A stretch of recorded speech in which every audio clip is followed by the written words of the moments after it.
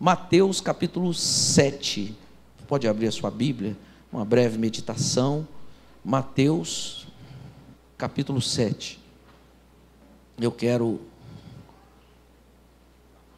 meditar um pouquinho com os irmãos nesse texto. Tinha tecladista aqui no louvor? Tinha? Quem era? Rodrigo? Chama lá. Glória a Deus. Vamos orar ao Senhor mais uma vez? É sentado mesmo, não precisa se levantar. Pergunta para o irmão do lado: irmão, está tudo bem? Irmão, está tudo bem com você? Pergunta aí para a pessoa que está do lado. Como foi a semana? Melhorou, João? Amém. João passa um pouquinho de mal, mas já está bem, graças a Deus. Importante que estamos aqui nesta manhã, né? Deus tem cuidado de nós, Deus tem o melhor para nós. Diga aleluia, diga glória a Deus.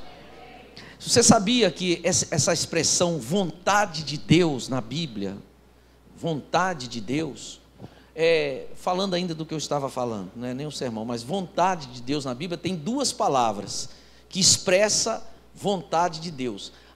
Uma delas, que é usada na sua maioria, na Bíblia toda, a maior parte de vezes, mais de 80 e tantos %, quando fala vontade de Deus, tem a ver com o envolvimento do homem. Então muitas pessoas às vezes confundem isso é vontade de Deus. Eu sei que é vontade de Deus, mas na maioria das vezes que se usa essa palavra, o homem está envolvido no processo do que Deus quer fazer. Então às vezes fala, é vontade de Deus que se estabeleça isso. Saiba que nós temos que estar envolvidos no processo. Poucas as vezes, quando se diz vontade de Deus, é aquele negócio que Deus pega, mata no peito, chuta, faz o gol, faz tudo. Fala, não, deixa que eu faço tudo. Poucas as vezes, muito poucas. Então quando a gente diz que a diretoria tem que estar reunida, que os irmãos têm que estar ligados no Espírito, é para entender que há vontade de Deus, mas nós é que precisamos entender a vontade de Deus, é nós que precisamos discernir o que Deus quer fazer. E às vezes o que Deus quer fazer nessa igreja não é o que Deus quer fazer naquela igreja do lado. Às vezes surge no Brasil modelos, por exemplo, como o G12, modelo celular, foi uma bênção e tal, mas quando vinha, nós entendemos que não é para nós. Mas pastor, mas está todo mundo fazendo, é de todo mundo. Eu sei, pode estar todo mundo fazendo, mas nós entendemos que não é para nós. Nós trabalhamos com isso, e a gente sofre uma pressão, e você sofre uma pressão, mas você precisa entender o que Deus quer de você, o que Deus quer para a igreja. Então ore nesse sentido, isso é muito importante, para a igreja continuar avançando para a glória do nome do Senhor, para você, porque às vezes quando você perde o rumo, o que Deus quer, o que Deus tem para você, você perde, você se desvia, você atrasa todo um processo na sua vida. É quase como ficar reprovado na quinta série, repetir a quinta, ficar reprovado no terceiro ano, repetir o terceiro, ficar reprovado, repetir novamente. Então nós temos que ter essa sintonia, aleluia, quem está entendendo diga amém, do que Deus quer fazer para você, para a sua família, como igreja, discernir essas coisas todas. E então esteja orando por nós, pela liderança. Vamos orar ao Senhor mais uma vez? Feche seus olhos e diga: Senhor, obrigado por estar aqui, obrigado pela vida do meu irmão, obrigado por essa igreja, por esta manhã gloriosa. Agora vou ler a tua palavra, fala comigo, Senhor, em nome de Jesus. Joga por terra qualquer prisão espiritual, qualquer cadeia emocional, qualquer dardo do adversário lançado contra a minha vida, lançado contra a minha família, quebra agora, no nome de Jesus. Eu declaro caído por terra, desfeito e anulado, em nome de Jesus Cristo. Passará os céus e a terra, mas a tua palavra não passará. E eu afirmo agora que eu confio no Senhor. O Senhor é o meu provedor, o Senhor é o que cuida de mim, e continuará assim, para a glória do teu nome. Recebe o meu louvor, recebe a minha adoração, e traz uma palavra rema para mim nesta manhã, em nome de Jesus. Mateus capítulo 7, versículo 13 e 14. Diz assim: entrai pela porta estreita, larga é a porta e espaçoso o caminho que conduz para a perdição, e são muitos os que entram por ela. Porque estreita é a porta e apertado o caminho que conduz para a vida, e são poucos os que entram por ela. Vamos ler juntos agora? Você pode ler na sua versão aí, mas leia em voz alta. Se não tiver, você pode ler aqui na telão também. Mas vamos ler juntos aí. 1, 2, 3, vamos lá? Entrai.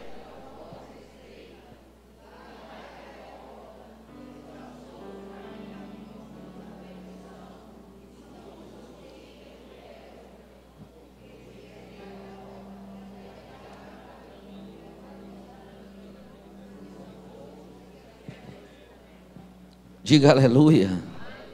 Diga: a porta é estreita, caminho também. Hoje a gente vive uma enxurrada de informação, é muita informação. Eu estava lendo uma pesquisa dizendo que nossos olhos captam 400 milhões de informação, não lembro o tempo. Nosso cérebro vai processando aquilo tudo, tem coisas que ele processa que a gente nem percebe. E no campo da teologia também, é muita informação. E algumas pessoas, às vezes, pegam uma informação teológica, uma informação sobre Deus, sobre a Bíblia, sobre doutrina, na internet, e aí traz para a igreja, e às vezes vem e fala conosco, ou às vezes pega uma informação de um outro pastor, que a gente nem conhece. E aí, o problema não é só pegar aquela informação, o problema é pegar aquela informação e não fazer o que a Bíblia manda fazer. E aí, a Bíblia não manda você julgar a pessoa, mas julgar a informação. A Bíblia não manda você julgar a pessoa, mas manda julgar a visão, a revelação, a profecia. A Bíblia manda julgar. Peraí, que profecia é essa? Deixa eu ver. E aí a gente recebe um monte. Hoje em dia está na moda a doutrina da predestinação.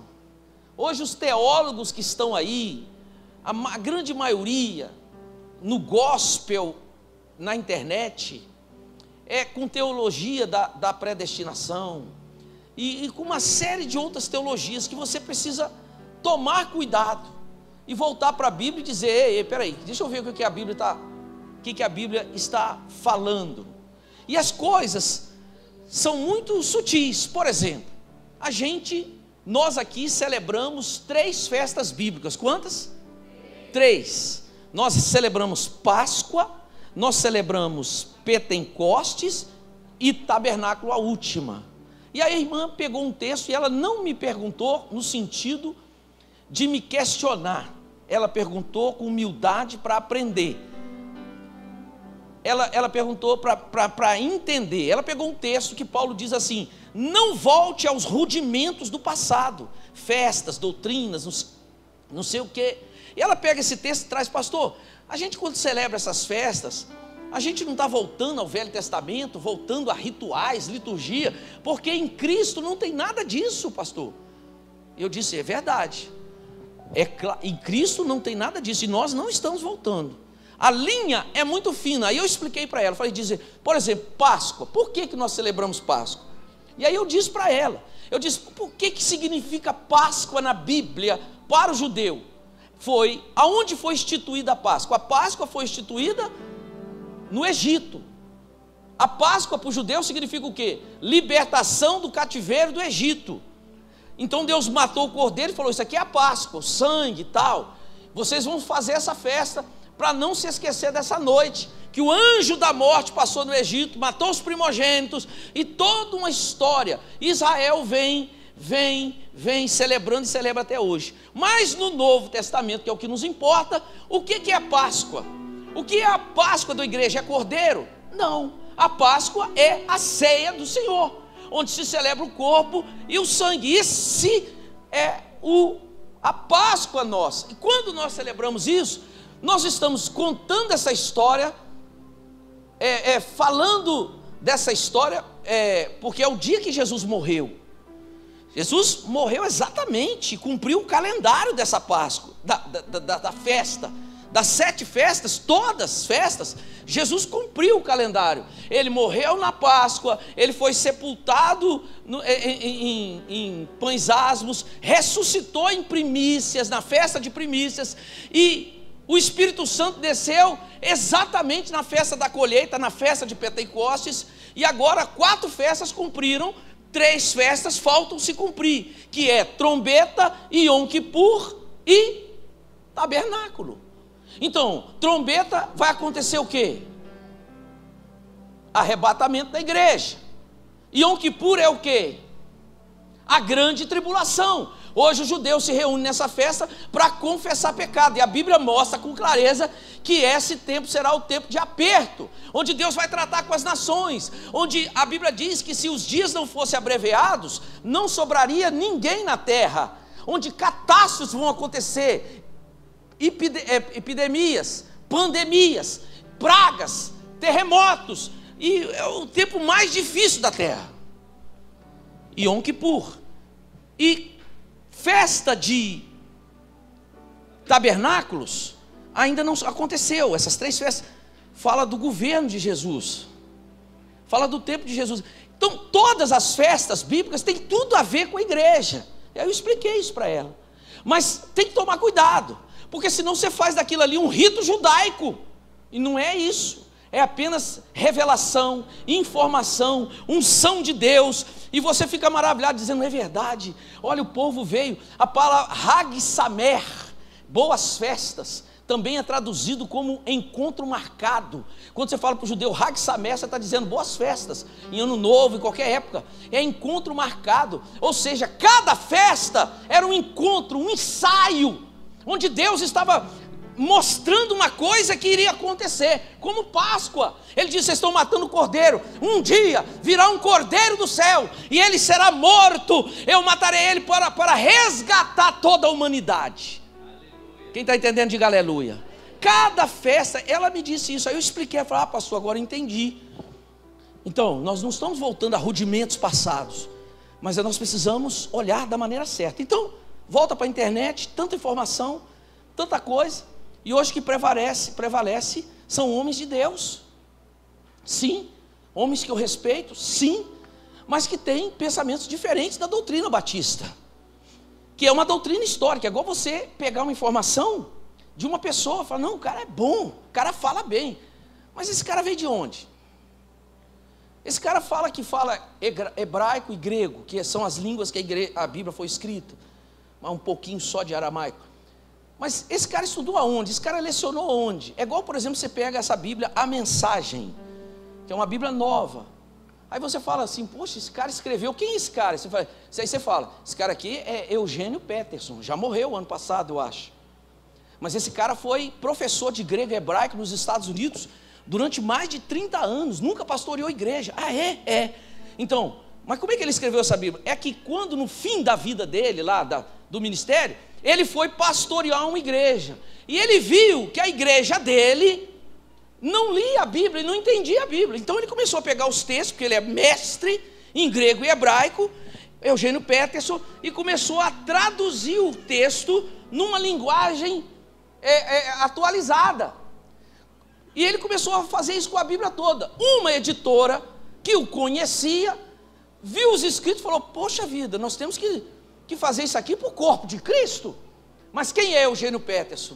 É um catedrático, um professor de faculdade, um teólogo reconhecido, um homem que tem, você sabe quem é a mãe, quem é o pai, quem é o filho, de onde veio, de onde estudou, não caiu de paraquedas.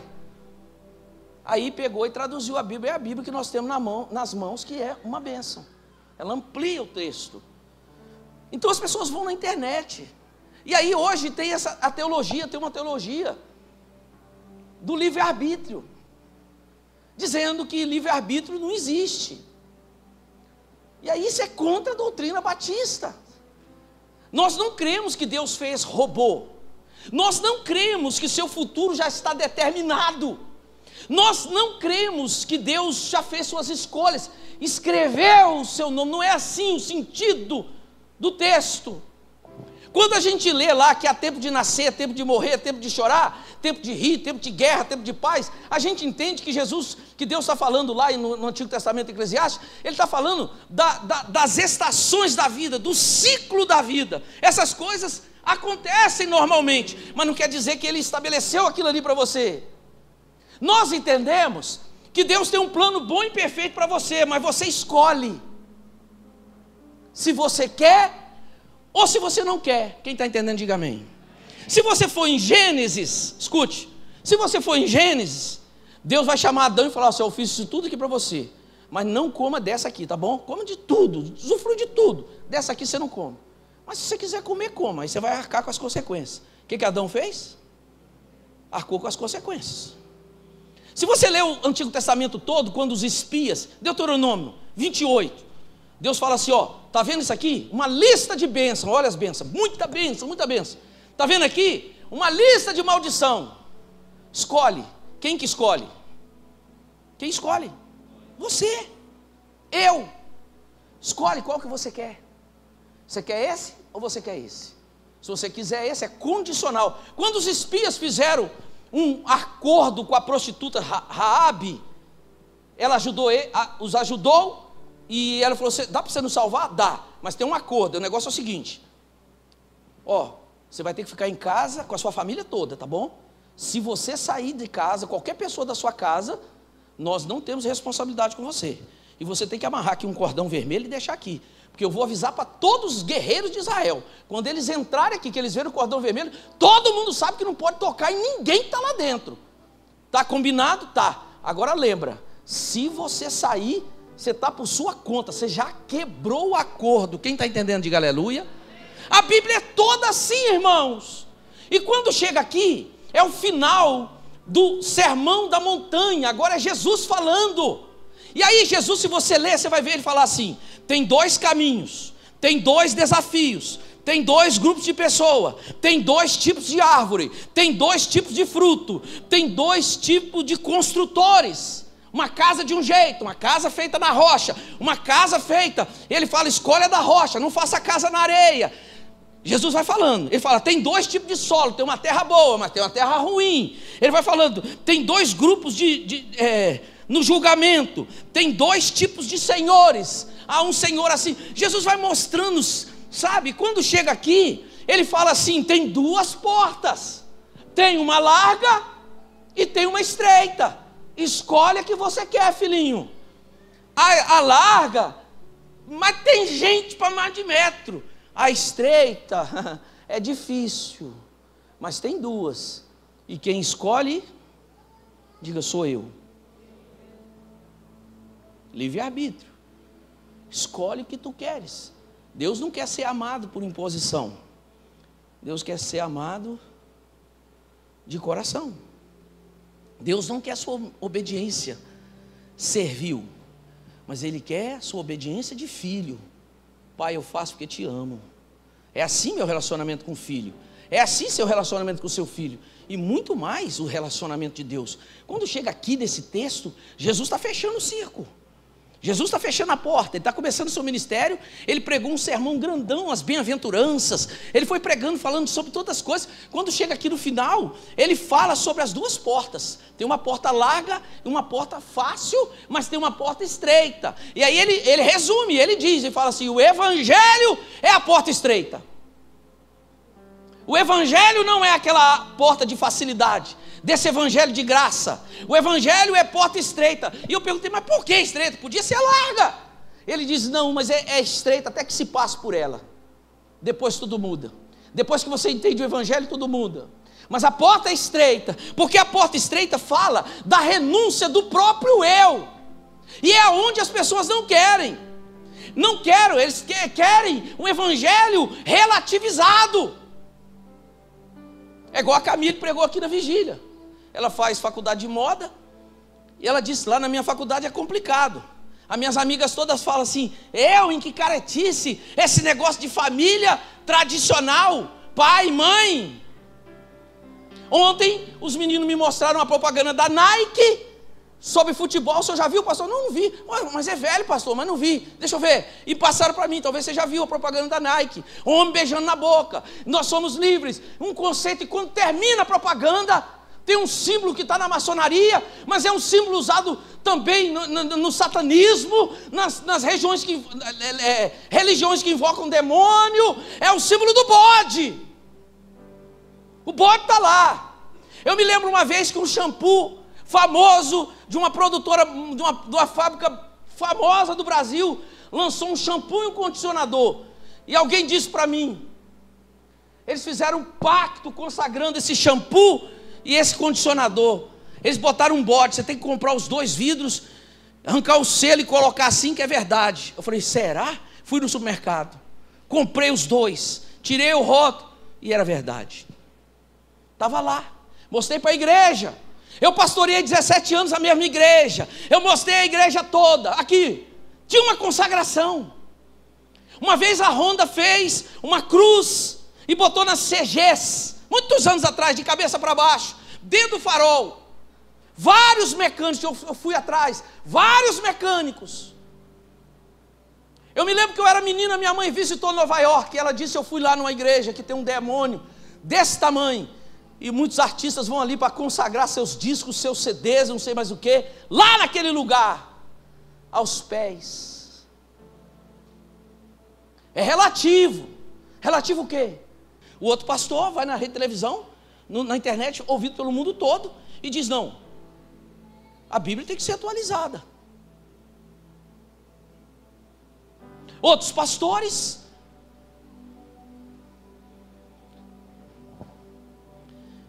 Jesus disse, a porta é estreita. O evangelho é o mesmo. O evangelho exige renúncia, exige santificação. O evangelho exige consagração. É um processo contínuo. Você é santo quando você se converte, mas a santificação é até morrer.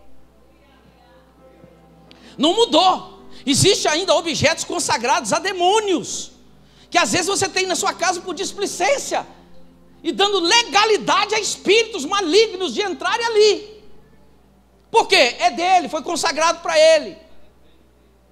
Eu li de uma senhora que, aí alguém diz assim, mas pastor, mas diz assim que se eu estou em Cristo, o maligno não me toca. É verdade, meu filho, claro que é verdade. Mas aí eu posso ler com você aqui, agora, completando aqui, a carta de Paulo a Timóteo, onde ele disse assim, que Satanás, essa palavra aqui, Timóteo, capítulo, 2ª carta, capítulo 1, versículo 11 e 12, diz assim, sabe por que eu passo tanta luta? Paulo passava muita luta, o Igor falou sobre isso. Alguém falou aqui que Paulo passava muita luta na vigília.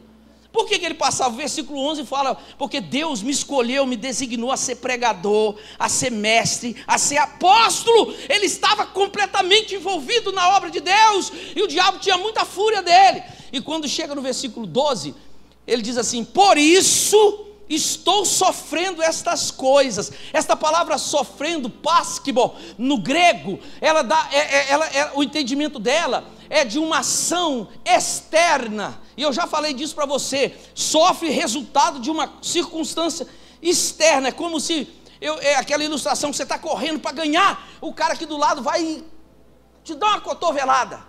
É como se você estivesse andando numa estrada bem asfaltada, mas chega num determinado momento, a ponte caiu, começa a ter buraco, você fala, não tem jeito de passar aqui, eu tenho que voltar. Isso é o que Paulo está falando, esse sofrendo. Ele começou a sofrer de forças externas. Tem uma outra parte que Paulo diz assim, eu quis ir aonde vocês estão, mas eu não pude, porque Satanás me barrou o caminho 2 vezes. 2 vezes. Então, o crente é guardado pelo Senhor, mas nós precisamos ter discernimento e nos posicionar, porque os ataques são reais. A nossa luta é contra sangue, não é contra sangue nem carne, mas é no mundo espiritual. Às vezes você está brigando com a sua família, você está nervoso demais, às vezes você está sofrendo uma enfermidade. Eu já tive muitas experiências. Às vezes você recebe uma oração de um outro crente, uma imposição de mãos, e recebe ali aquela carga negativa, aquele peso sobre a sua vida, aquela opressão sobre a sua vida, e aí você não está discernindo. E aí a igreja atuante agora, da atualidade, pode tudo. Pode tudo. Eu estava vendo o Luciano Subirá falando, e ele contou uma experiência que ele teve, que ele trabalhava numa equipe pastoral, e teve um dia que o pastor falou assim: vamos tratar alguns problemas aqui. E eles trataram os problemas ali, e foi bênção. Mas o problema é que quando terminou aqueles problemas ali, eles continuaram conversando, a liderança, os mesmos problemas, relembrando os pecados, por exemplo, do outro irmão, do pastor. E ele disse que ele pegou, está na internet, pegou uma erisipela. Ele pegou um negócio bravo que necrosou mesmo a perna, e ele foi em tratamento, fez tudo. E ele disse que ele vinha para a igreja mancando, ficou mais de mês em casa. Ele vinha para a igreja mancando, e um dia Deus falou com ele, para ele orar por pessoas que tinham aquele mesmo problema. Ele falou: Senhor, vou fazer papel de palhaço? Eu vou orar pelas pessoas, se eu estou aqui, o mesmo problema. Ele falou: irmãos, o que eu recebi de Deus é isso. Eu estou com esse problema, é um problema de coluna agora. Eu estou com esse problema aqui que eu não aguento nem andar. Peguei um peso, quando eu fui botei de qualquer jeito, minhas colunas instalou, tem não sei o que, hernia de disco e tal. Mas Deus está mandando. E disse que começou, veio um monte de gente na frente. Ele falou: quem está com problema de coluna, mas que está com dor? Ele pensou: vou dividir o povo, porque aí o que está com dor, quando é curado, ele vai glorificar, anima o outro não vai tendo fé. Foi o que ele falou. Aí ele falou que só tinha 3 que não estavam com dor, o resto tudo estava com dor. E ele saiu curando, e as pessoas, Deus foi curando. Ele saiu orando, e as pessoas sendo curadas. Quando terminou, ele falou que eu não aguentava nem ficar em pé. Ele começou a contar essas experiências, eu comecei a ouvir. E ele falou: Senhor, o Senhor me usou para curar os outros, então eu vou ter que esperar alguém estar na unção e orar por mim? Aí o Espírito Santo falou assim: tem umas perguntas que a gente faz para Deus que a gente não espera nem resposta. A gente faz para desabafar. A gente fala para o Senhor e tal, para desabafar. Aí ele disse que o Espírito Santo falou assim: ou você espera alguém na unção para orar por você, ou você usa a sua fé. Você tem 2 caminhos. E ele disse: não, vou usar minha fé. Aí ele usou a fé, e ele recebeu o milagre. Mas aí, esse negócio da erisipela, ele falou que foi ao médico, fez tratamento, fez tudo. Um dia Deus falou com ele: sabe por que você pegou isso aí? Porque você ficou falando mal daquele irmão lá, Você abriu o brecha, Satanás te tocou. E ele disse que, ele diz isso, ele é um homem de Deus, eu acredito nele. Ele tem um ministério, eu sei quem é ele, tem família. Ele não tem fama de mentiroso, de caloteiro, de mau caráter, de que não paga os outros, não. Está aí. Então eu acredito na palavra dele. Por que eu acredito? Porque eu também tenho o Espírito Santo, e eu também já tive muitas experiências. E ele disse que quando se confessou aquilo, ele foi curado. Entende? Foi curado. Então o problema, irmãos, é que o evangelho de hoje, as pessoas, elas estão perdendo o fio da meada. Eu sou pastor, eu sou membro de igreja, eu tenho 54 anos, 3 igrejas na minha vida. 3, 2 eu pastoreei. 4. Eu era de Minas, vim para Laranjeiras, eu fui ser membro da primeira igreja, fundador ali, primeira igreja batista de Laranjeiras. Então fiquei ali rodando ali na primeira igreja ali. Depois Igreja Vida, que era presbiteriana, e aqui. Hoje as pessoas querem mudar de igreja, igual tira o terno. Tira a roupa, muda de igreja. Não, eu cansei daqui, eu vou para outra. Muda de igreja. Aproveitar que está calor.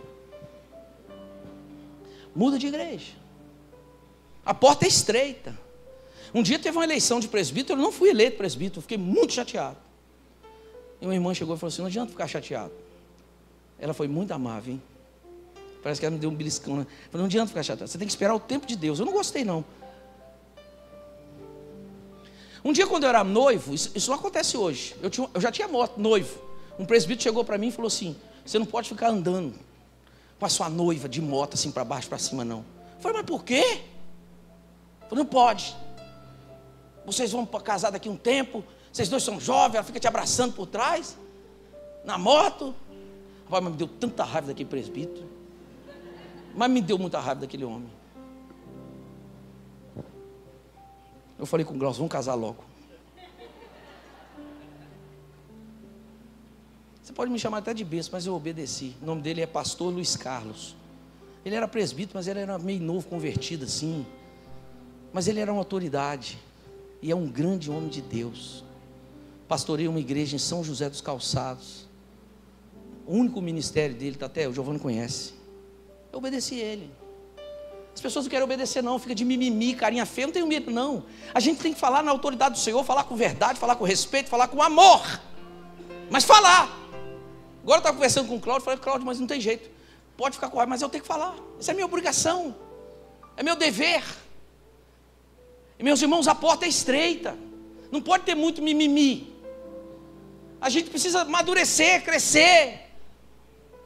E aqui Jesus chega, chama a decisão e diz, a decisão é sua, tem duas portas, todo mundo quer passar nessa, mas a porta da bênção é aquela ali, onde você pega seu eu e coloca na mão de Jesus, e deixa Jesus te dominar, deixa Jesus dominar sua vontade, os desejos que são mais fortes do que você. Como que resolve isso? Resolve-se com um dom que está em Gálatas, chamado domínio próprio. Você começa com algumas atitudes radicais para você dominar aquele negócio e mudar de vida. Problema com o celular, pornografia, tem solução. Computador, qualquer coisa. O Espírito está aqui para nos auxiliar. A porta é estreita, é uma porta, irmãos, é de santidade, uma porta apertada. Jesus diz, porque estreita é a porta e apertado o caminho que conduz para a vida, e são poucos os que acertam com ela. Tem muita gente que não quer pagar o preço do evangelho, só vê o resultado, mas não sabe do processo que você passou para chegar ali. O que você passou. Esses dias o Tarcísio estava anunciando uma pessoa lá que vai fazer parte da equipe de governo dele de São Paulo, uma mulher. Aí quando ele leu o currículo, eu falei, poxa, escolheu uma mulher, que legal. Mas quando ele leu o currículo da mulher, doutorado, mestrado, formada nisso, formada na outra faculdade, formada na outra, eu pensei comigo, falei, nossa, essa mulher pagou o preço.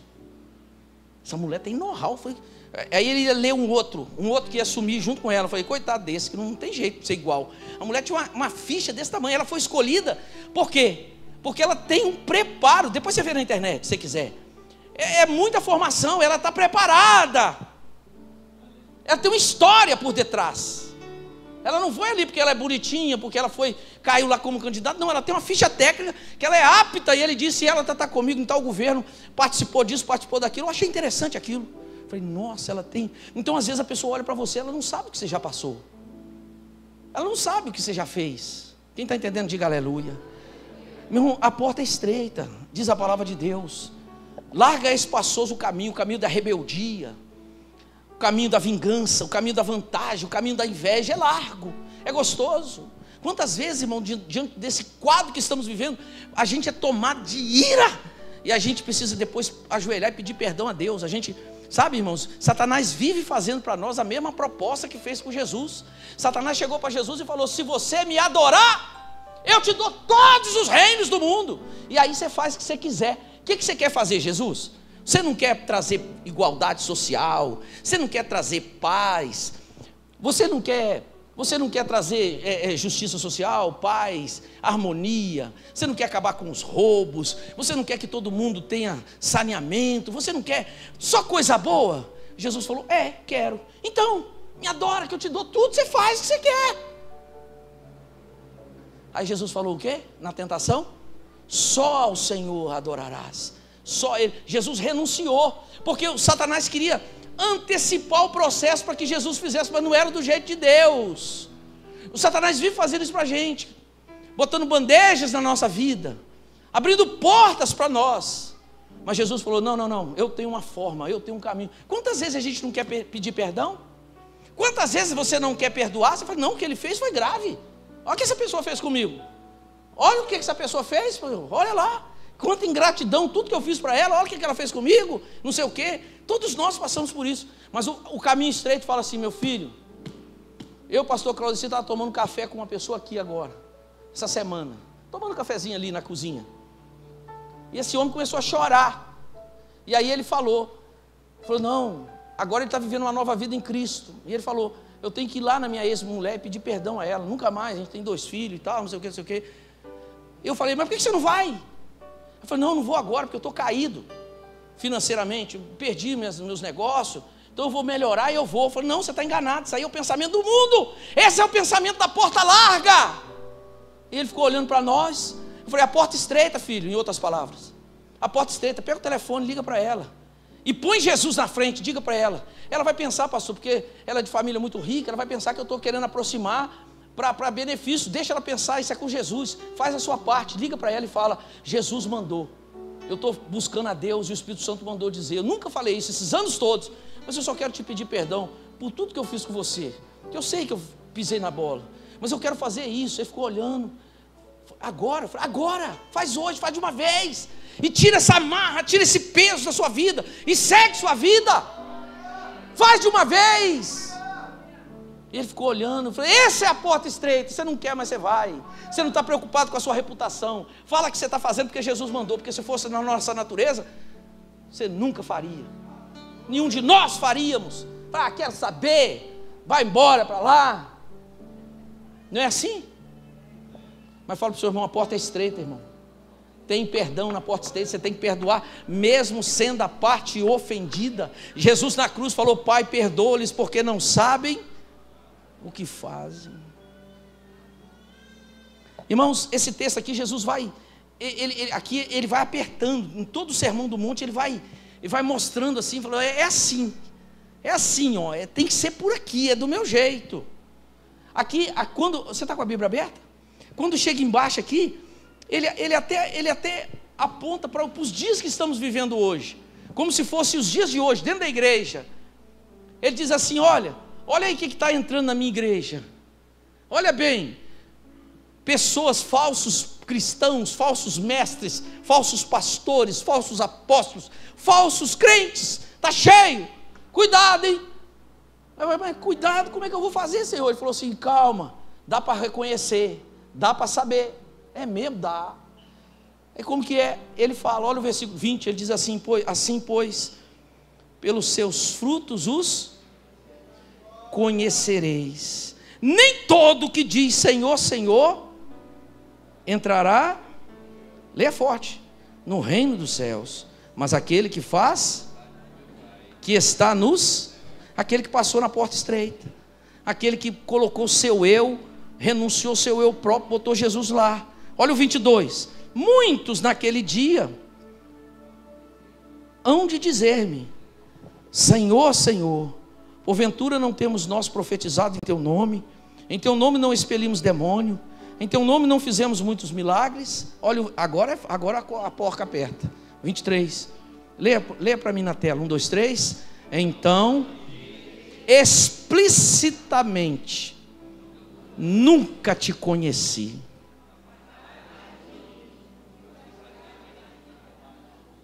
Apartai-vos de mim, vai para longe de mim, não fique perto de mim. Olha que palavra dura. Mas ele disse antes, mas eu profetizei no teu nome, eu expulsei até demônio. Não somente expulsei demônio, eu orei e milagres aconteceram. Eu fiz tudo isso, e ainda chamando Jesus de Senhor, Senhor, Senhor. Mas peraí, olha lá, eu ia para a igreja todo domingo. Aí você ia, mas você nunca me deu seu coração. Você ia para o clubinho. Você ia para o encontrinho. Nós temos um grupo de moto no WhatsApp. Aí todo mundo que tem moto tem um grupo lá. Aí tem um monte de gente. Eu participo lá também. E eles brincam carinhosamente. Hoje vai ter reunião do clubinho. Aí eles encontram, né? É só um grupo de amigos. Aí leva uma comida e fica lá. Conversa e tal, e tem um local lá na garagem de um lá que ele fez, então eles preparam e vão para lá e faz, aí brinca disso, é um clubinho. Igreja não é clubinho, não. Igreja é o corpo de Cristo. Aqui é o lugar do ajuntamento dos santos. Aqui a gente escolhe vir ou não vir, não. Aqui a gente vem. Se você é salvo, você vem. Hebreus capítulo 10 diz, não deixai-vos de congregar, igual alguns estão fazendo por aí, porque é aqui que você exerce seu dom. É aqui que você chora e pede ajuda. É aqui que as suas fraquezas, e elas são muitas, são tratadas. É aqui que Deus trata conosco. Agora esses crentes de internet, meu irmão, você está na internet, escute, você está em pecado. Assistir uma vez ou outra, tudo bem, mas não dá para tomar ceia, não dá para ter comunhão de internet, não é isso que a Bíblia diz. E nós estamos vivendo dias difíceis, irmãos. Nós não sabemos o que está por vir, mas de uma coisa nós sabemos, que o que cuidou da igreja até aqui, vai continuar cuidando. E nós não vamos ficar parados, nós vamos para a rua evangelizar, nós vamos nos reunir com a oração, porque é a oração que destrói tudo, todos os inimigos que se levantam contra nós. Jesus disse: a porta é estreita, ninguém quer. O outro falava assim: Deus não fala comigo. Não fala? Não, Deus não fala comigo. Assim, igual fala com você, parece que você vive em outro mundo. Aí ficou olhando para ele assim, esse pastor ficou olhando para ele, pensou assim: não fala? Mas de repente o Espírito Santo falou assim: pergunta a ele isso. Aí ele olhou para ele e falou assim: quantas vezes você está acordando 3 horas da manhã? Aí ele assustou. Oi, como é que você sabe? Não, quantas vezes você está acordando 3 horas? Falou: rapaz, tem um relógio digital assim na minha frente, já tem tantos dias que eu não acordo nem 2h59, nem 3h01, 3 horas todo dia, e olha que eu durmo bem, eu deito e durmo, mas esses dias eu tenho acordado toda vez. Aí eu falei: o que você faz? Aí eu viro para o lado e volto a dormir. Eu falei: pois é o Espírito Santo chamando para orar, sei que não está ouvindo, mas ele fala com você. Ele fala. O Espírito Santo fala aqui, é o corpo de Cristo, está escrito a palavra. Vou ler para você, Hebreus, abaixa aí, na tela, você vai ler comigo: não deixai-vos, capítulo 10, versículo 25, de congregar, como é costume de alguns, antes, não fique com raiva de mim não, porque eu estou fazendo o que a Bíblia manda. Ele fala assim: faça admoestações, exortação, corrija, alerta, e tanto mais quando vedes que o dia se aproxima. E o dia está se aproximando. O dia está se aproximando. Hoje a gente já ouve coisas que nós nunca pensamos, como brasileiros e igreja de Jesus, ouvimos aqui. Nós já estamos ouvindo assim abertamente. Falar coisas terríveis, como nós nunca pensamos que nós ouviríamos. Nós já estamos ouvindo, o dia já está se aproximando. A igreja tem falha, a igreja é cheia de problema, a começar de mim, tem problema. Mas a igreja é o corpo de Cristo.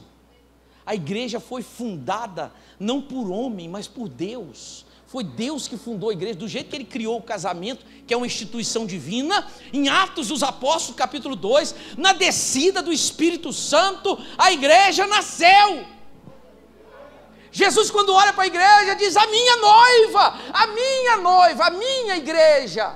Jesus, quando olha para a igreja, ele diz: vocês são corpo, mas o cabeça sou eu. Igreja perseguida. Mas você quer saber? Igreja é um negócio que quanto mais persegue, mais ela cresce. Lá no Egito, eu fui lá, e eu vi lá uma igreja perseguida. Mas quando eles viram, no meio dos muçulmanos, milhares e milhares de gente crente. Uma das igrejas no Oriente Médio mais estava crescendo no mundo, no Egito, onde o muçulmano, o islamismo impera. Essa semana eu estava conversando com o nosso missionário, e o país dele lá é muçulmano. Ele falou: eu li o Corão todinho, a Bíblia dos muçulmanos.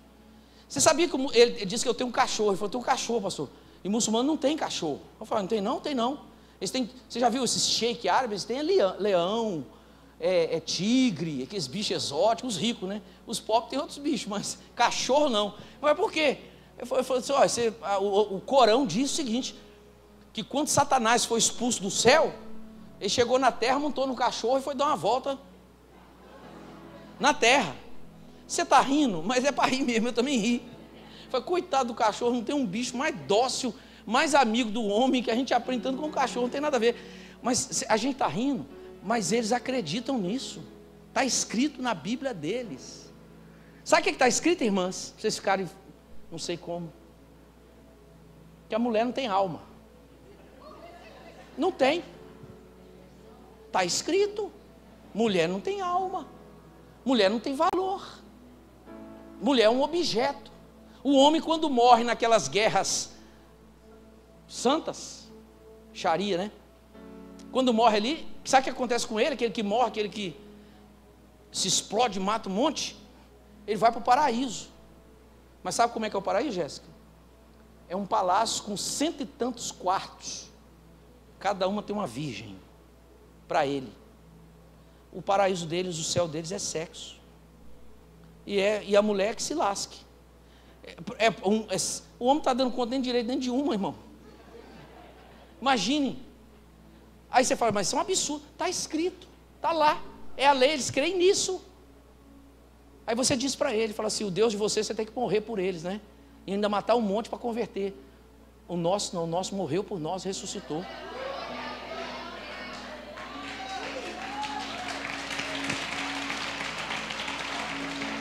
Quando que você pensou que você andaria nas ruas de Laranjeira, você ia ver uma mulher de burca? Você ia ver uma pessoa com roupa de muçulmano aqui dentro, aqui. Lá na África está assim, sabe por quê? Muita pobreza, muita pobreza, muita pobreza. Aí os muçulmanos montaram as mesquitas. E aí eu falei isso com o missionário. Eu vi isso. Aí ele falou, pastor, não é só isso não. Porque eu falei com ele assim, os muçulmanos ganharam a África, porque eles levaram donativos, coisas para ajudar. Ele falou, é verdade, pastor, mas não é só isso não. Através da espada também. Ele está lá. Nossos missionários, a Nívia, mais o pastor Cleito. E a Vitória, filhinha. 16 anos de África. 16 anos. E ele falou assim, não é só por dar as coisas não, pastor. É a espada também. Nesse evangelismo nosso aqui, eu não sei quem, foi evangelizar um desses camelôs aqui. Ele baixou a cabeça e depois ele insistiu com ele. E ele disse assim, rapaz, eu sou muçulmano. Amassou o folheto assim, jogou no chão. E aí ele continuou conversando com ele, não ficou com raiva dele, não ficou com ódio. Mas ele disse, eu sou muçulmano. Aí eu expliquei para ele. Ele veio da África, onde tem pobreza, miséria, não tem nem o que comer, Rodrigo. Comi uma refeição, isso é fato, isso é verdade, eu vi lá. E eu estive numa cidade chamada Beira. E essa cidade recebeu um avivamento. E a história dessa cidade, essa cidade estava mais próspera do que Maputo, que é a capital de Moçambique. E eu preguei numa igreja lá de milhares o culto. O culto era o dia todo. Eu preguei em algumas igrejas que eu pedi eu ir ao banheiro e não tive nem coragem. Me levaram assim, ó, como se fosse aqui a igreja aqui de palha, me levaram ali, era um buraco, uma cova rasa, dessa fundura, cheia de bicho, fezes. Ele falou, é aqui que faz. Eu falei, mas aqui não tem jeito não, filho. E aí ele me explicou, essa igreja aqui era um centro de macumba. E ele me contou a libertação, as pessoas limpando na mão. Sabe, irmãos? O evangelho chegou lá. Agora, quando você chama para evangelizar, muita gente não foi. Talvez você ouviu e não foi. Porque a porta é estreita. Discipular, não quer discipular, porque a porta é estreita. Mas reunião de avivamento, culto de avivamento. Antigamente a gente guardava, estou encerrando. Antigamente a gente guardava assim, minha mãe fazia muito disso também, minha avó. Comprava aqueles pratos de louça, não era assim? Xícara, né? Aí quando chegava uma visita, levava para a visita, né? A xícara, né? A gente ficava ali o ano todo com ela ali, ficava olhando aquela xícara bonita passando, a gente mesmo. Comprava uma roupa de cama bonita, aquela coisa mais macia. Quando a visita chegava, colocava, graças a Deus, Deus derramou luz. Pode chegar o príncipe de Bagdá. O primeiro café vai ser para mim, na melhor xícara. Vai ser para minha esposa. Eu falei, príncipe, você é depois, meu filho, se sobrar, porque aqui o rei sou eu. Você não entendeu o que eu estou dizendo? Eu estou dizendo assim, valorize o da sua casa. Honre os da sua casa. Honre seu marido, honre sua mulher. Essa que você tirou novinha dentro de casa para casar com ela. Tirou lá da família dela. Honre os da sua casa, cuide dos seus filhos, cuide do seu marido, não fale mal dele, não vá para o salão e descasca a lenha falando do seu marido. Não faça isso nunca. Nem na sua casa, nem com a sua família. Não fale mal de sua mulher com sua mãe. Nem de sua mãe com seu... Não faça isso, cuide. Zele dele, honre os da sua casa. Dê o melhor para eles. O melhor não é que os outros têm, não. O melhor que Deus te deu. Essa aqui é a melhor igreja para você. Deus nos pôs aqui. Nós temos visto o poder de Deus nesse lugar. Salvação, libertação, tanta coisa maravilhosa Deus tem feito aqui. Quantos sinais Deus tem nos dado. Então Deus tem abençoado muitas igrejas, Senhor, e nós oramos para que abençoe, mas nós somos gratos pelo que Deus tem feito aqui. Nós já estamos numa fase que as coisas funcionam, independente de um líder estar ali, as coisas já estão funcionando. O ministério Eu Me Importo, toda terça e sábado, né? Toda terça vai, a líder não vai. A Yolanda está trabalhando, mas o ministério reúne aqui, faz tudo que tem que fazer e vai. O dia que o Rodrigo não está, as equipes tocam e cantam normalmente. Agora que está com déficit aí de tecladista, ele está vindo suprir demais, está trabalhando mais. Mas a coisa funciona, aleluia. Fala, essa igreja é uma bênção. A porta é estreita, irmãos. E é um processo de santificação. E nós estamos vivendo num mundo, nesse mundo, o mundo está complicado. Eu fui convidado a falar por associação de pastores, agora é o final. Aí faz um café, um jantar, e vem os pastores, e eu fui convidado a falar. Deus já me deu a palavra. Não é uma palavra de avivamento, mas é uma palavra dura. Mas não é que eu quero exortar os meus irmãos no sentido de humilhar, não é isso. Mas eu quero mostrar o tempo que estamos vivendo, onde nós precisamos de pessoas que conhecem a Sagrada Escritura. Não é pessoas que se comovem por um tapinha nas costas, por um elogiozinho, por uma promessa. Não é pessoas, nós não precisamos de líderes que se vendam para o prefeito, se vendam para a autoridade. Nós precisamos de homens de Deus. É que nós estamos precisando. Eu não esqueço quando eu fui com o meu pastor visitar o prefeito da cidade, ele pediu para a gente ir, aí nós fomos lá, um monte de pastores, só da nossa igreja, e o Dioceles Baiense que estava fazendo as honras, que pediu para a gente ir lá orar. Aí entramos no gabinete, oramos. Quando terminou, ele chegou para o meu pastor e falou: mas pastor, depois oramos, o que o senhor precisa? Eu falei: mas como assim? Não, o senhor, o que o senhor está precisando? O que eu posso ajudar o senhor? Eu falei: não preciso de nada. Mas o senhor veio aqui para quê? Eu vim porque o Dioceles convidou para orar para o senhor, mas eu não preciso de nada do senhor. Eu vim aqui orar para o senhor, porque ele estava acostumado a pastor ir lá para pedir as coisas. Eu fiquei olhando o meu pastor e falei: esse aí é meu pastor. Aprendi a lição. Não vim aqui pedir nada do senhor, não. O senhor não tem nada para mim, não. Assim, não. Eu quero orar para o senhor ter graça para pastorear, para cuidar da cidade, administrar a cidade, mas eu não preciso de nada. Nós somos de homem de Deus, desse calibre, desse timbre assim, entendeu, irmãos? Nós somos de homem de Deus. Nós estamos vivendo o evangelho verdadeiro. Não tenha vergonha de dizer: agora vai chegar as festas de ano. Vá na festa da sua família. Vá lá celebrar com a sua família, se alegrar, final de ano, seja Natal, seja Ano Novo. Eu estava falando com o Cláudio. Agora. Eu vou falar depois sobre isso. Mas, por exemplo, tem muita gente botando árvore de Natal. Eu falei: eu não ponho árvore de Natal, isso não é bíblico, isso não tem na Bíblia. Na Bíblia tem outras coisas, mas isso aí não tem, isso é tradição. Entendeu? Isso não existe. A Bíblia tem estrela, tem pastores, tem jumento, tem manjedoura. Se bem que os pastores não chegaram lá na hora do nascimento, chegaram bem depois. Foram levar dinheiro para Jesus fugir para o Egito e viver lá muitos anos, porque Herodes queria matar. Quando Herodes chegou para os pastores, ele fez um cálculo: vocês sabem onde o menino está? É onde está a estrela, nós vamos lá. E Herodes falou: então vocês vão lá, ver onde está, depois vocês voltam aqui e me dizem onde ele está, que eu quero ir lá adorar. Olha que homem falso.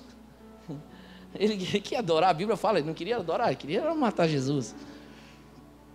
E aí os pastores não voltaram, um anjo apareceu e falou: não volta lá não, porque senão vai sobrar para vocês, foge por aqui. Eles deram o pé, o cara viu que foi passar da perna, o Herodes, ficou endemoniado e falou: vou matar as crianças. Qual era mais ou menos a idade da criança? Ele mandou matar até 2 anos, porque na conta dele devia ter. Os pastores chegaram depois, bem depois. Falou: deve ter mais ou menos 2. Então, a gente precisa saber: pastor, mas Jesus não nasceu no dia 25. Eu sei, todo mundo sabe. Mas a gente usa esse contexto, todo mundo quebrantado, o nascimento de Jesus a gente usa. Mas você sabe a verdade, ele não nasceu, e não é pecado comemorar. Não é pecado você comemorar. É o mundo, você sabe que foi uma jogada política ele falou: é o Deus da fertilidade, soísticos, o Deus do sol, vão reunir tudo, nascimento de Jesus, bota de 25 de dezembro.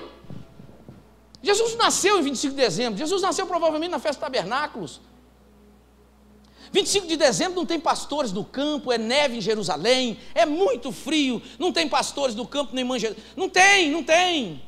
Ninguém fica viajando tanto, só o necessário. É uma data que os judeus falam, não, ele não nasceu nessa data, ele nasceu aqui, ó. Provavelmente aqui. Mas aí comemora 25 de dezembro, tudo bem. Sua família te chama, vai, mas seja a luz lá. Não, bebe aqui o champanhe, não bebo champanhe, bebo guaraná, bebo Coca-Cola, bebo água, bebo refrigerante, bebo suco. Eu não bebo, não boto mão na boca, eu não quero. Você é careta? Não sou careta. Eu te respeito, se dá para você me respeitar. Uma boa.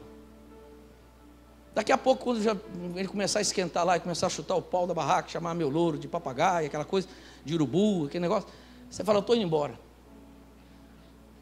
Mas vá, seja a luz lá naquele lugar, brilha ao Senhor, mas viva o evangelho verdadeiro. A porta é estreita, o evangelho tem santidade, o evangelho tem preço a ser pago, é um evangelho de submissão, submeter as suas autoridades, seu pai, sua mãe. Eu estava conversando com o irmão ali, eu estava falando para ele, escute isso aqui, eu termino agora. Ele tem um filho, foi criado na igreja, mas agora o filho não vem mais à igreja.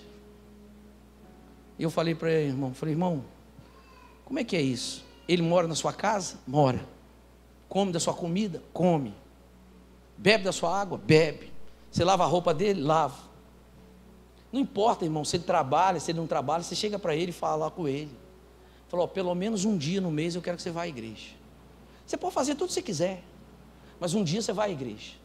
Porque você tem um Deus, você nasceu e prega para ele, dá nele uma dura, não deixa barato não.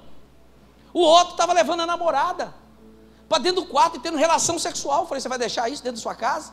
Ele pode ajudar a comprar, ele pode pagar a conta de luz, mas a casa é sua, se posiciona. Não deixa não. A casa é sua. Exige o respeito aqui dentro. Lá, mas Estados Unidos isso é normal, até na igreja. O cara começa a namorar e fala assim, não, é melhor transar em casa do que transar na rua. É porque já perderam os valores do evangelho há muito tempo. Fala assim, na minha casa quem manda sou eu. Pode falar também, é minha mulher. Mas se ela manda mesmo, né? Manda só em parte, né, Romildo? Só em parte. Mas manda. Eu falei com ele, fala com seu filho. Pede ele, vai na igreja um dia. Não vai tirar pedaço. Se você deixar barato, sabe o que vai acontecer? Acabou, meu irmão, você perdeu o domínio. Mas fala para ele de Deus, fala, Deus tem cuidado da gente, Deus tem abençoado a gente. Você quer ir para o mundo? É uma decisão sua, tá? Você que está decidindo viver essa vida. Mas aqui tem regra. Aqui tem, esses dias o pai estava me contando que o filho chegou 4 horas da manhã. Menino trabalho, menino direito. A mãe levantou igual uma leoa. E dizer que tampou a cabeça, ficou quietinho dormindo.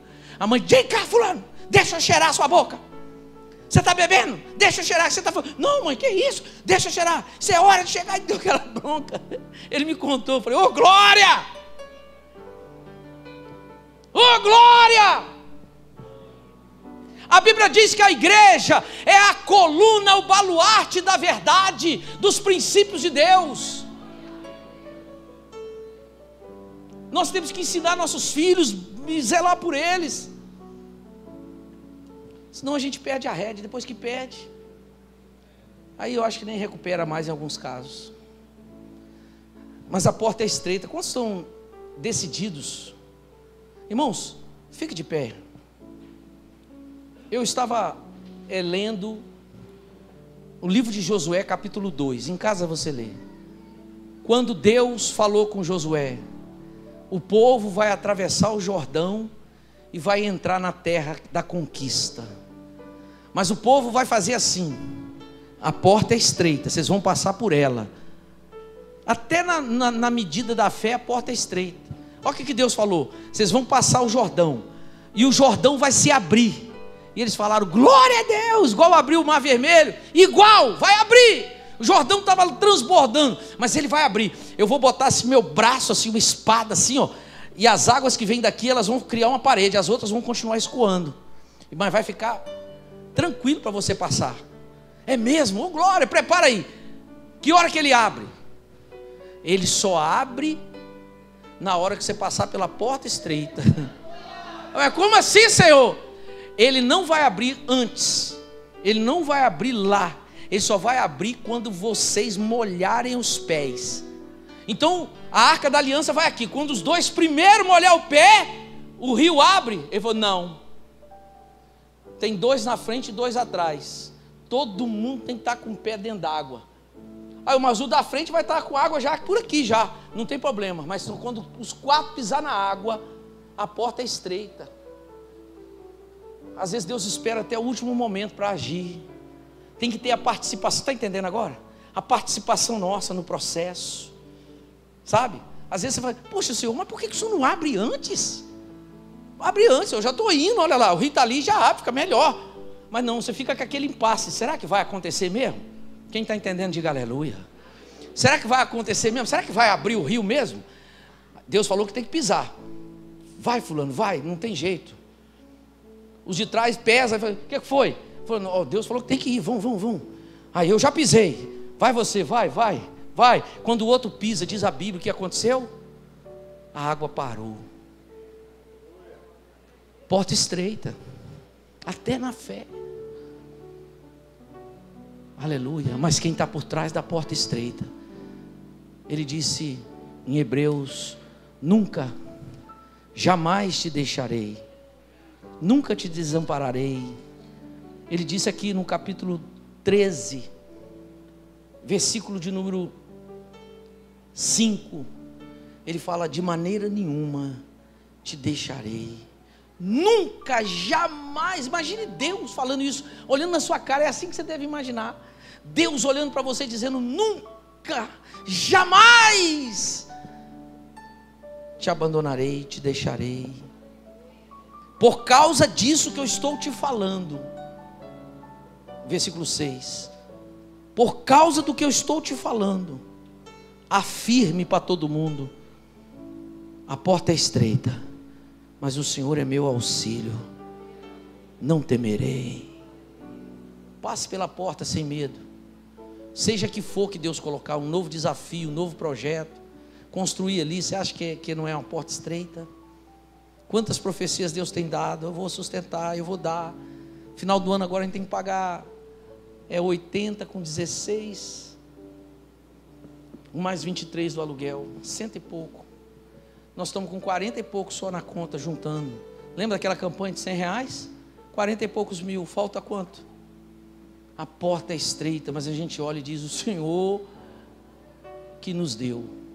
Porque quando nós demos uma oferta para o missionário comprar o carro de R$5.000 lá na África, ajudamos, eu fui procurado por esse homem aqui, falando: pastor, tem um terreno ali que a gente pode vender para a igreja parcelado, direto da imobiliária. Você sabe a história? Eu não tenho dúvida nenhuma que, quando ele me pediu oferta lá, eu falei: irmão, não dá não, irmão, a igreja está saindo do incêndio agora, nós estamos pagando ainda algumas coisas assim, não tem, sabe? Naquela época ainda tinha assim instrumentos, por exemplo, o Breno, nosso baixista querido, sempre nos abençoa, ele tocava aqui com a caixa dele, caixa, amplificador, eram uns negócios desse tamanho aqui, ó, o baixo dele, e aquilo queimou tudo, e a seguradora falou: não dá para pagar, porque não tem nota. Eu falei: mas é do irmão. Eu sei, mas isso aí não dá. Mas a seguradora foi muito fiel, então a gente não quis brigar. Falou: não, então a gente paga, a gente vai pagar. Breno, vê aí. Eu falei: não, pastor, eu vou ver o preço mínimo e a igreja me ajuda aí. E foi o que fez. Aí o irmão liga e fala: oferta de 5 mil. Eu falei: não tem não, irmão. Ô, irmão, agora não dá. E o Espírito Santo falou comigo: é agora. Eu disse: irmão, você pode contar aí uns 5 mil. E aí eu falei com os irmãos, vamos vender marmita? Conseguimos 2. Vamos juntar mais um pouquinho aqui, igreja. Mandamos 5 mil, ele comprou o carro, lá na África. Mas o carro foi quase 50 mil, lá tudo é caro. Nós só ajudamos com um pouquinho. Nós ajudamos ali, Deus abriu a porta. A porta é estreita, mas quem mandou a gente passar garante a vitória. Senhor, muito obrigado por esta manhã, por este texto. E alguns aqui que estavam em dúvida sobre se consagra, se jejua, se ora, hoje eles decidiram fazer, porque está todo mundo aqui disposto a passar pela porta estreita, pela porta da santificação. O casal que está em luta vai procurar ajuda. Ó Deus, em nome de Jesus, Pai, sara a nossa vida. Senhor, nós não temos medo do que está por vir, porque o Senhor está na nossa frente. Senhor, nós só não queremos perder a bênção, Senhor. Queremos continuar em santidade, Senhor. Queremos continuar em verdade. Queremos continuar em provisão, em prosperidade, Senhor. Ó Deus, toma cada um aqui agora, Senhor, como se fosse de assalto. Toma cada um agora, Senhor, e conduz no caminho que o Senhor tem. Como Jesus aqui no Sermão do Monte bota opções e manda escolher. Nós escolhemos nessa noite, nessa manhã, passarmos pela porta estreita, em nome de Jesus. Diga: eu escolho passar pela porta estreita, porque é aqui que está a minha vitória, é aqui que está meu milagre, é aqui que está minha bênção, é aqui, eu escolho. Escute, Satanás, é a porta da humilhação, é a porta da santidade, é a porta do perdão, é a porta de abrir mão, é a porta de Deus, aleluia. Deixa o povo passar na porta larga do roubo, da maldade. Ei, Senhor, decalava, subi aramanaia. Senhor, mas nós vamos passar pela porta estreita, aleluia. Diga amém. Glória a Deus. Fala para o seu irmão: irmão, a porta é estreita, hein? Se a sua mulher estiver do lado, fala: amor, a porta é estreita, mas vamos junto, nós dois somos uma só carne, vamos passar em nome de Jesus, tá bom?